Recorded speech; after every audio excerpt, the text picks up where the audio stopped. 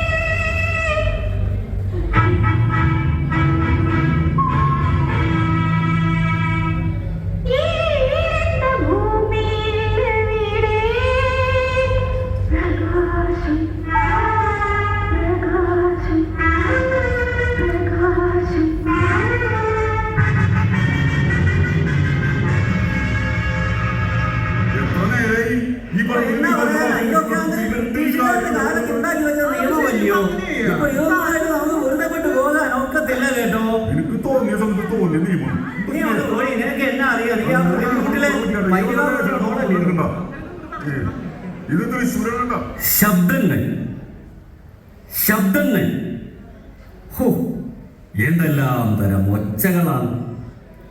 ഈ പുരുഷന്മാർക്കും സ്ത്രീകൾക്കും സുന്ദരീ സുന്ദരന്മാരായ ക്രിയേറ്റീവന്മാർക്കും ഒക്കെ ഇങ്ങനെ പരസ്പരം ശണ്ട കൂടാതെ വല്ലതുമൊക്കെ വെച്ച് പിടിപ്പിച്ചുകൂടെ?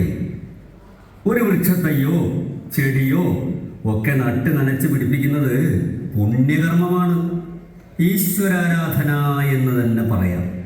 അങ്ങനെ നോക്കുമ്പോൾ ജീവിതം തന്നെ ഒരു ഈശ്വരാരാധനയല്ലേ? ആരാധനയല്ലല്ലോ, പ്രാർത്ഥന. അതാണ് ശരി. അങ്ങനെ നോക്കുമ്പോൾ ജീവിതം അനന്തമായ ഒരു പ്രാർത്ഥനയാകും. ഈ ജീവിതം വളരെ മനോജ്ഞമാണ്, സുന്ദര സുരഭിലമാണ്.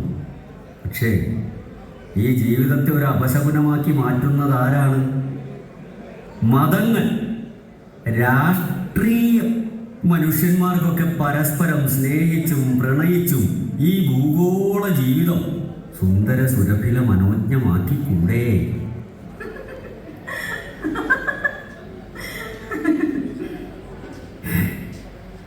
ആരാ അവിടെ ചിരിക്കുന്നത്? ഞാനെന്ന് വെച്ചാൽ നീ ഏതാണ് ഈ ബെടുക്കൂസേ? ആരായാലും കടന്നു വാ.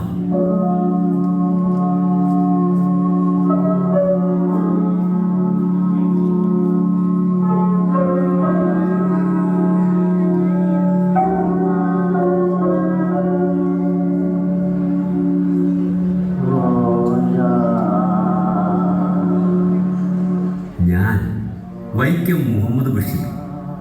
ഭവതി ആരാകുന്നു സ്ത്രീരത്നമേ? എന്റെ പേര് നാരായണി. നാരായണി? നാരായണി. എന്നെ പാർപ്പിച്ചിരുന്ന തടവുമുറിയുടെ മതിലുകൾക്കപ്പുറത്ത് ഒരു നാരായണി ഉണ്ടായിരുന്നതായി ഞാൻ ഓർക്കുന്നു. ഞാൻ ഒരിക്കലും കണ്ടിട്ടില്ലാത്ത മധുര മനോജ്ഞമായ ശബ്ദത്തിനുടമയായ ഒരു നാരായണി. അത് നീയായിരുന്നു. കണ്ടിട്ട് എന്തു തോന്നുന്നു? ആകാം, ആർക്കറിയാം. ഓരോ തവണയും നാരായണി എന്ന പേര് കേൾക്കുമ്പോൾ ഞാൻ ആ മതിലുകൾ ഓർക്കും. എന്നെ ജയിലിൽ നിന്ന് മോചിപ്പിച്ച ദിവസം ഞാൻ അവസാനമായി കണ്ട നീലാകാശം. സലാം പ്രപഞ്ചമേ, നിന്നെയും എന്നെയും വേർപിരിച്ച ഒരു സ്വതന്ത്ര ലോകം. അതൊരു വൻ ജയിലാണ്. ഓർക്കുന്നുണ്ടോ അങ്ങനോട് സുന്ദരിയാണോ എന്ന് ചോദിച്ചത്?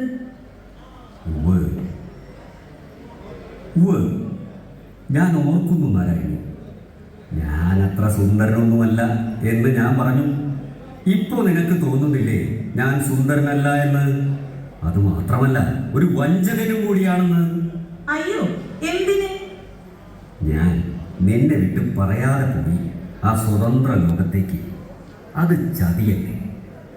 ഞാനൊന്ന് ചോദിക്കട്ടെ, ഈ സ്ത്രീ പുരുഷ ബന്ധത്തിൽ അന്യോന്യം സത്യസന്ധത പാലിക്കാൻ കഴിയും? എനിക്കതെങ്ങനെ പറയാൻ കഴിയുമടി ബെടുക്കൂസേ? ഞാൻ ഒഴികെ ബാക്കി ഇന്ന് ലോകത്തിലുള്ള എല്ലാ സ്ത്രീ പുരുഷന്മാരെ പറ്റിയാണ് പറയാനുള്ളത്. സത്യസന്ധത പാലിക്കാൻ കഴിഞ്ഞെങ്കിൽ എന്ന് ഞാൻ ആശിക്കുന്നു. എന്നാൽ പൊതുവെ ആർക്കെങ്കിലും എന്തിലെങ്കിലും സ്ഥായിയായ സത്യസന്ധതയുണ്ടോ? മറ്റുള്ളവരുടെ മുൻപിൽ നല്ലവരാകാൻ ശ്രമിക്കുകയല്ലാതെ നമ്മുടെ മുമ്പിൽ നാം നല്ലവരാണോ? നമ്മുടെ പകലുകൾ, നമ്മുടെ രാത്രികൾ എനിക്കൊന്നും മനസ്സിലാവുന്നില്ല. എന്നെ ഇന്നാണ് ജയിലിൽ നിന്ന് വിട്ടത്. ഒന്ന് കാണണമെന്നുണ്ടായിരുന്നു. ഇനി ഞാൻ പൊയ്ക്കോട്ടെ. ഇനി എന്ന് കാണുമെന്നറിയില്ലല്ലോ നാരായണി.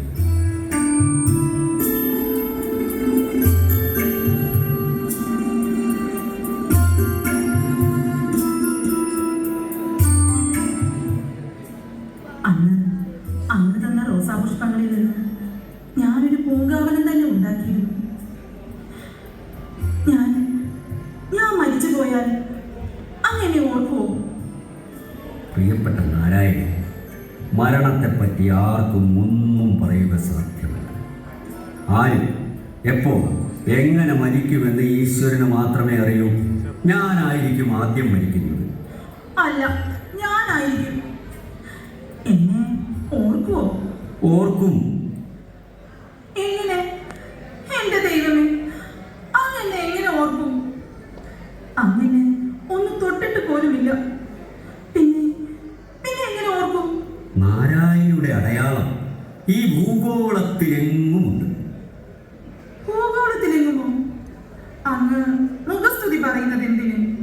മുഖസ്തുതി അല്ല നാരായണി, പരമസത്യം. ലോകാവസാനം വരെ മതിലുകളുണ്ടാകും. ഓരോ മതിലുകൾക്കും അപ്പുറം നാരായണി. ഞാനൊന്ന് പൊട്ടിക്കരഞ്ഞോട്ടെ?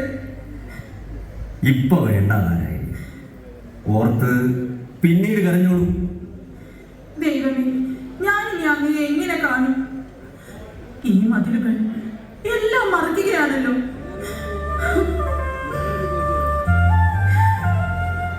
എന്റെ നാരായണി, നീ ഇപ്പോൾ പോയിക്കൊള്ളുക. വീണ്ടും കണ്ടുമുട്ടാനായി നിനക്ക് സർവവിധ മംഗളാശംസകൾ. സലാം നാരായണി, സലാം സലാം സലാം.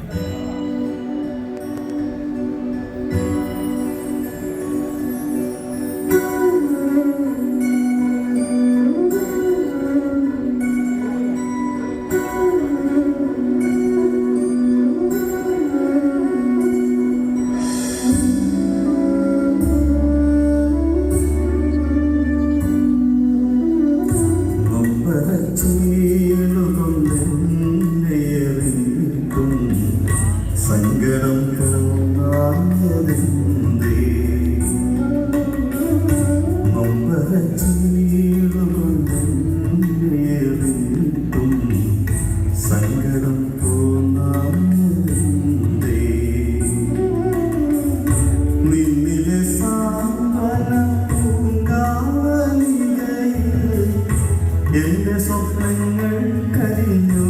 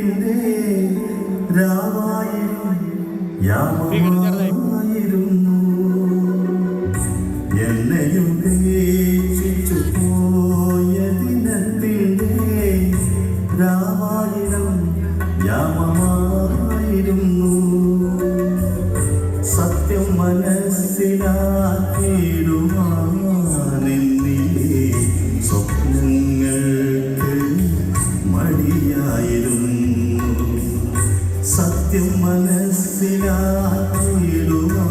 മനസ്സിലാക്കിടുവാനെന്നിലെ സ്വപ്നങ്ങൾക്ക് മടിയായിരുന്നു അകലേക്ക് മറഞ്ഞാലും അനുരാഗം മറക്കുന്നു അഴകേ നീയും നിന്റെ ഉള്ളിൽ അഴകേ നീ മാത്രം നിന്റെ ഉള്ളിൽ